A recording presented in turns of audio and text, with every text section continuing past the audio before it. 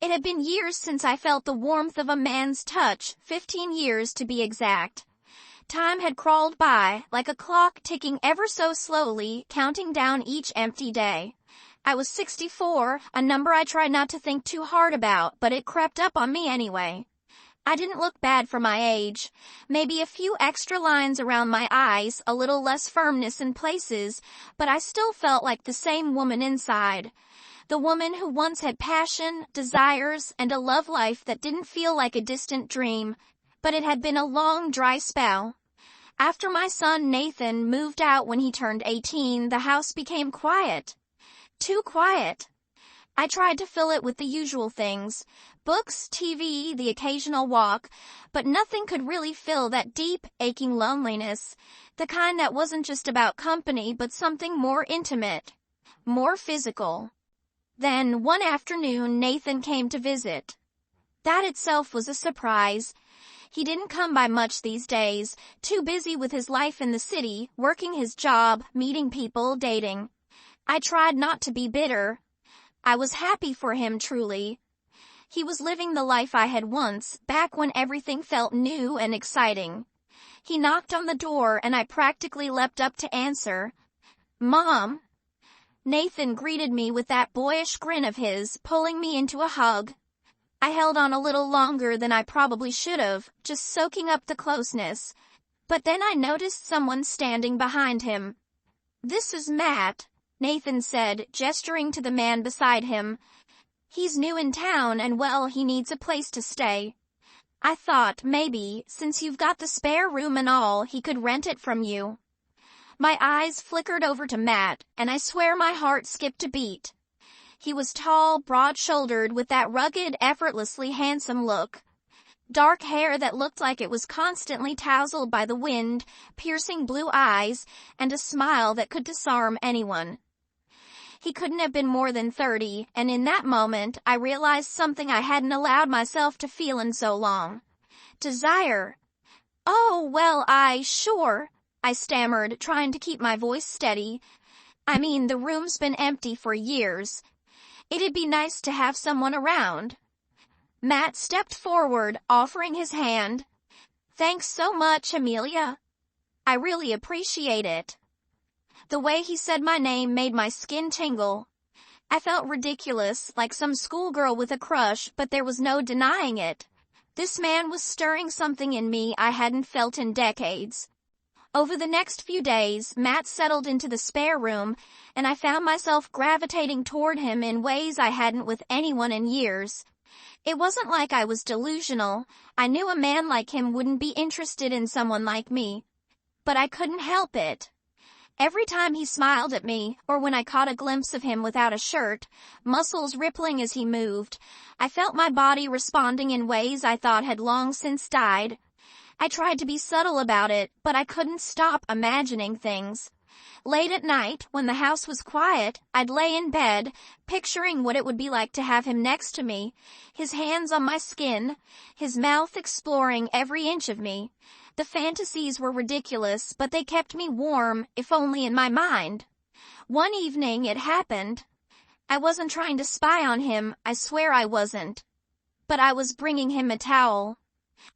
He always left the bathroom door open, and I'd noticed a pattern of his carelessness, leaving the door ajar when he showered, or forgetting to lock it when he was in his room. Part of me wondered if he was doing it on purpose. Maybe he was trying to give me a hint. But then, as I approached his room with the towel in hand, I heard something. A low, almost guttural sound. My heart quickened, curiosity getting the best of me. I nudged the door open just a little more, and there he was. Matt was on his bed, his hand wrapped around himself as he watched something on his laptop. I felt my breath catch in my throat. The sight of him, so raw, so vulnerable, stirred something deep within me. I should have turned away, but I didn't. I watched for a moment longer, my pulse racing, heat spreading through me in a way I hadn't felt in so long.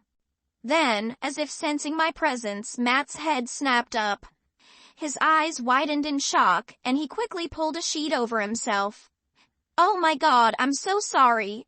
I gasped, backing out of the room, the towel still clutched in my hands. I didn't mean to, It's fine, he stammered, clearly embarrassed, his face flushed. Just, can you, close the door? I nodded, my face burning with shame, and quickly shut the door behind me. My heart was pounding in my chest as I hurried back to my room, feeling like a complete idiot. What the hell was I thinking? Sneaking a peek like that? I was 64 years old, not some teenager. But even though I was mortified, the memory of what I'd seen lingered in my mind. I couldn't shake the image of him, his body, the way he had looked so lost in pleasure. And worse, I couldn't deny how badly I wanted to be the one giving it to him.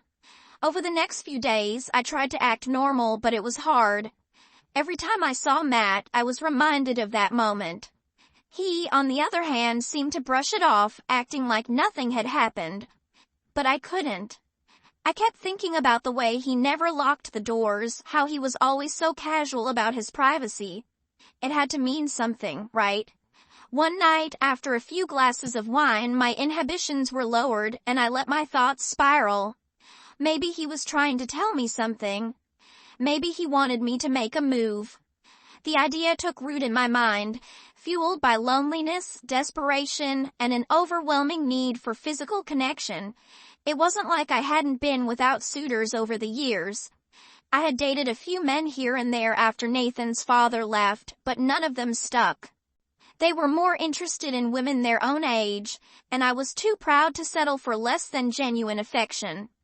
But now, after all these years, that need was gnawing at me, becoming impossible to ignore. So, one evening, I made a decision. Matt was in the shower as usual, the door slightly ajar. My heart raced as I walked down the hallway toward the bathroom. My body hummed with anticipation, my mind clouded with the fantasy of what I thought would happen next. I knocked softly on the door, and when there was no answer, I pushed it open a little more. The steam from the shower curled around me, and there he was, his back to me, the water cascading down his body. "Matt," I said, my voice trembling slightly. He turned, startled, his eyes wide with surprise. I could see the confusion in his gaze, but I didn't stop. Before he could react, I stepped inside, my hand reaching for his chest. I felt his warmth beneath my fingers, and for a moment, it was everything I had imagined. But then, just as quickly, everything shattered. "What are you doing?" Matt said, his voice filled with alarm. He stepped back, pulling away from me, his face twisted in confusion and something else, disgust. I stammered, my heart sinking. I felt the heat of embarrassment wash over me, turning my cheeks crimson. "I'm sorry," I thought. "Look, Amelia, this isn't right," Matt interrupted, his voice firm but not unkind. He turned away, the water still splashing off his back, the steam enveloping us both like a cocoon of intimacy that I had shattered. I felt like I had invaded a sacred space, and the moment I had been building up to so desperately crumbled around me. "I didn't mean to make you uncomfortable," I mumbled, backing away. I thought maybe you were dropping hints." His gaze softened slightly, but there was still a flicker of confusion in his blue eyes. "I appreciate your honesty, but you're my landlord. That's all this is." I nodded, my heart sinking. I turned and hurried out of the bathroom, the weight of my failed attempt hanging heavily on my shoulders. I needed to regain my composure, but the rejection felt like a slap in the face. How could I have misread the signs so badly? How could I have thought a man like him could ever be interested in me? The days that followed were torturous. I threw myself into household chores, trying to distract myself from the embarrassment. I found myself avoiding Matt, not wanting to face him after that disaster. I could feel the tension in the air, palpable and awkward, as if every glance between us had turned into a minefield. But then one evening, as I was washing the dishes, I heard a soft knock at my door. My heart raced. It was Matt. I could feel my pulse quicken as I wiped my hands on a towel, trying to appear casual. "Hey," he said, standing in the doorway, looking a bit sheepish. "Can we talk?" Sure," I replied, stepping aside to let him in. I motioned to the couch, and he sat down, his posture tense. "I'm really sorry about the other day," I said, hoping to break the ice. He sighed.